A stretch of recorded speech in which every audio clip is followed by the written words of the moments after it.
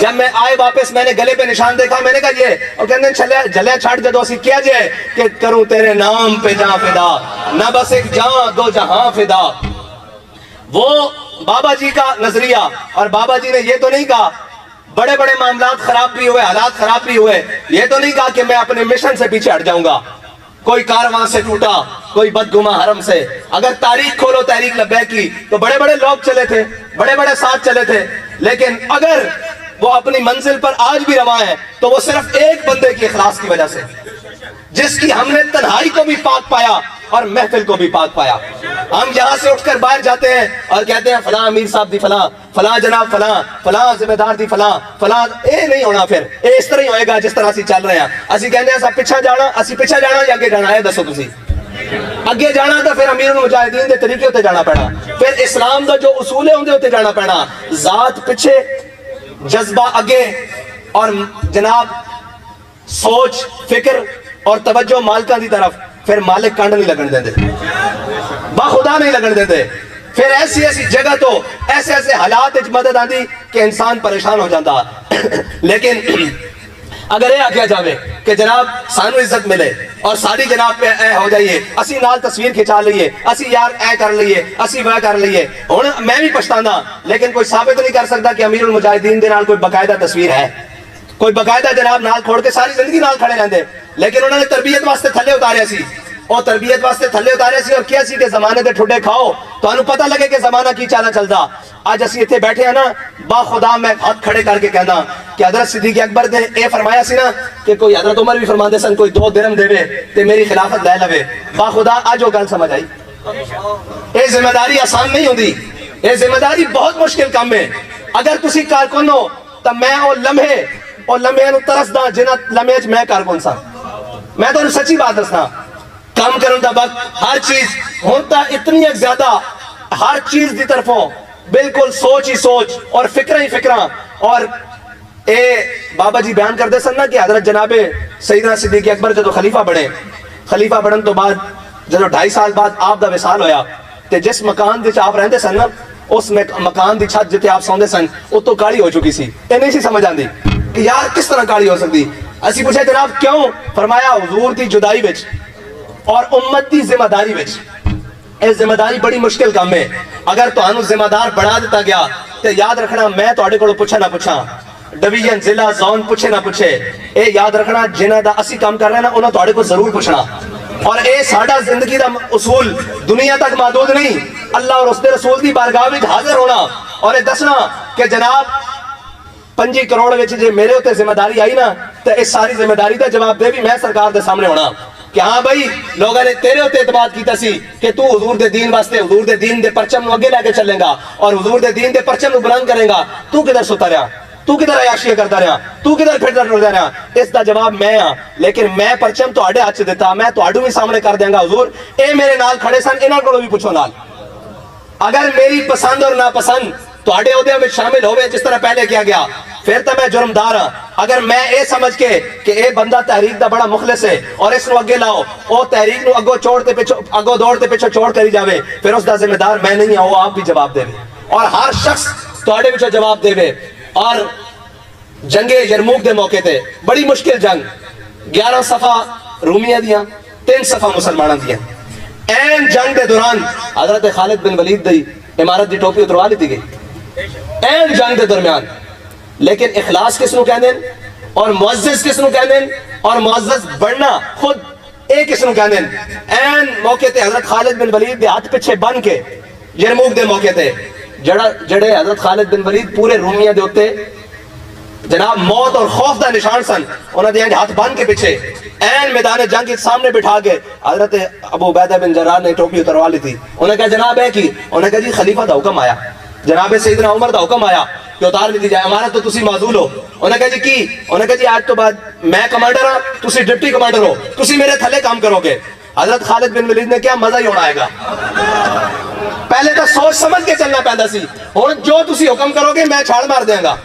پھر جنگ یرموک دے اندر تاریخ اٹھا کے دیکھو, حضرت خالد بن ولید نے حضرت اکرمہ اور عبداللہ, حضرت عمر بن اکرمہ اور عبداللہ بن اکرمہ انہاں دے نال جدو جنگ دا حالت بالکل کمزور ہو گئی مسلمان جی صفا جو آر پار نظر آنا شروع ہو گیا.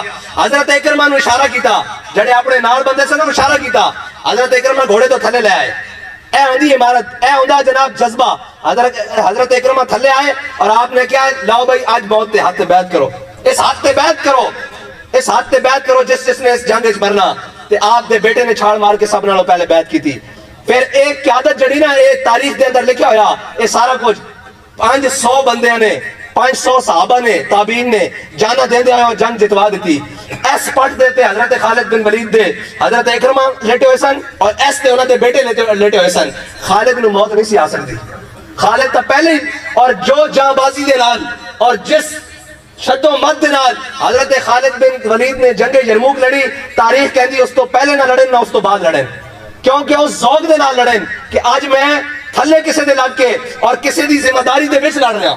اور حضرت ابو عبیدہ بن جراح نے کہہ دیتا خالد جنگ تو ہی لڑنی, میں تیرا امیر ضرور ہوں. صرف اتنی جی بات ہے کہ جذبہ اور جوش اگے نالوں ود آ گیا, اگے نالوں ود کے کام کیتا اور جنگ یرموک دا پاسا پلٹ کے رکھ دیتا. اور پھر حضرت اکرمہ دی اے جناب جستے انور اے سجے پیر تے اور سجے ران تے اور کھبی ران تے انہاں دے بیٹے دا جستے انور رکھیا ہویا اور اے کہہ رہے سن کہ یا اللہ تو بنی مخزوم دی قربانی نو قبول کر لے.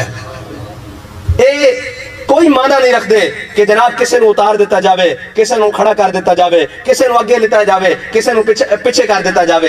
اگر اے عہدیاں واسطے اور انہاں چیزاں واسطے اسی لڑ رہے ہیں تو پھر سانو اے ساری چیزاں چھڑ کے کدے ہور پاسے ٹرنا چاہیے. اگر اسی اخلاص نال چل رہے ہیں اور اے یاد رکھنا میرے آقا مولا صلی اللہ علیہ وسلم نے فرمایا نا کہ اپنی صفا نو اپنے کندھیاں نو جوڑ کے رکھیا کرو, اپنی ٹنگاں نو جوڑ کے رکھیا کرو, ورنہ شیطان اس طرح تواڈے اندر داخل ہو جائے گا جس طرح بکری دا بچہ اندر تھلے دودھ پین واسطے جاندا. میں تانوں یہ کہہ رہا ایک شیطان تو ہو نا, ایک شیطان دے چیلے ایتھے بھی ہیں. ہاں ہر معاشرے ہیں وہ تواڈے اندر اسی طرح داخل ہو جان گے جس طرح بکری دا بچہ جناب وہ تھلے دودھ پین واسطے جانا نا, وہ اسی طرح سازشاں وہ سارا کچھ چھان بین کر چکے ہیں. عالم کفر بہت اچھے طریقے نال دیکھ چکیا کہ انہوں نے کسے طریقے نال خریدا جا سکے. انہوں نے سارے زور لا رہے ہیں, انہوں کو کچھ نہیں بڑھیا نہ انہوں کو انشاءاللہ کچھ بڑھے گا.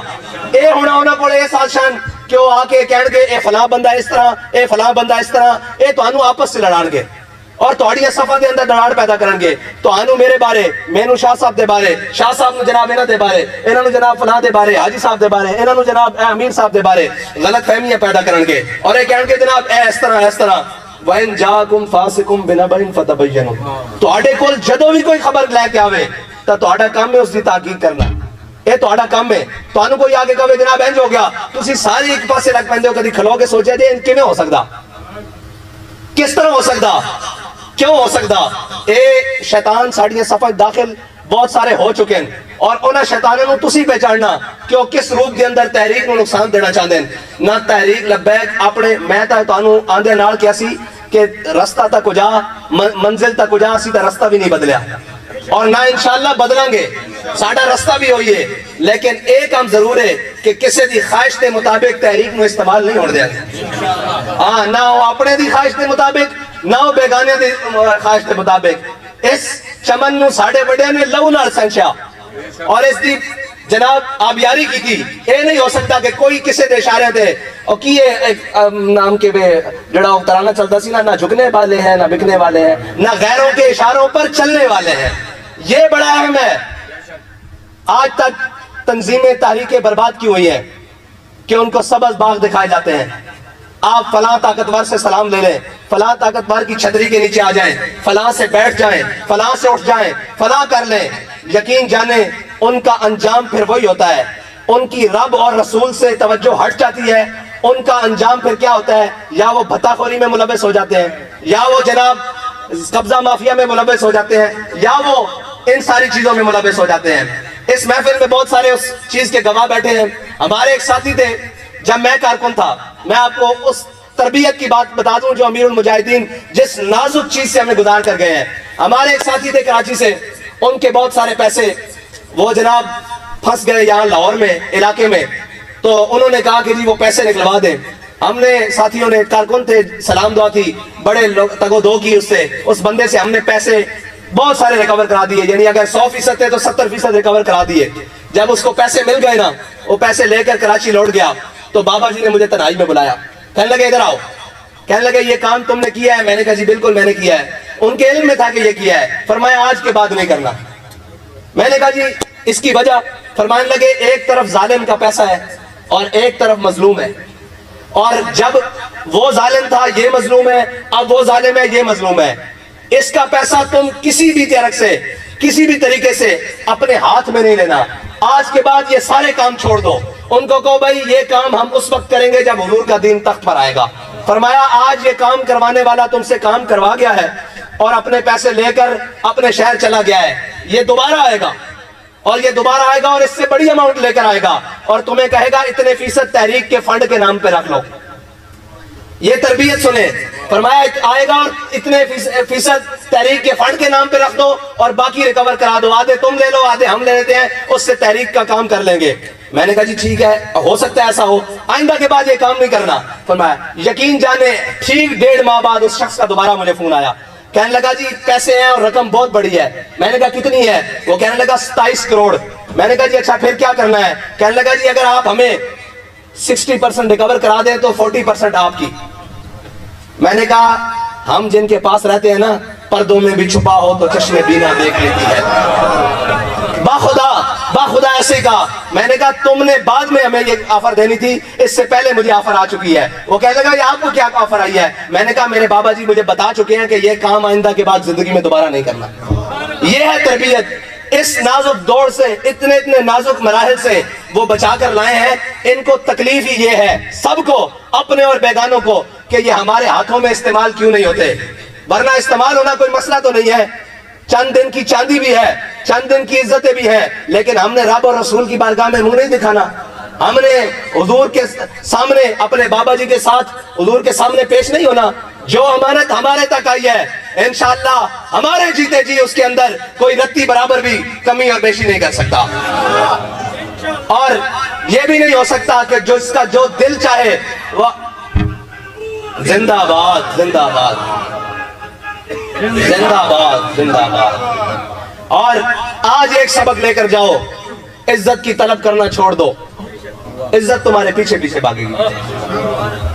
خدا کی قسم سچی بات ہے, کبھی دل میں ایک دفعہ بھی خیال نہیں آیا تھا کہ یہ لوگ مجھ سے ملے بابا جی کے ہوتے ہوئے. خدا کی قسم آج میں تنگ آ جاتا ہوں اتنے لوگ ملتے ہیں.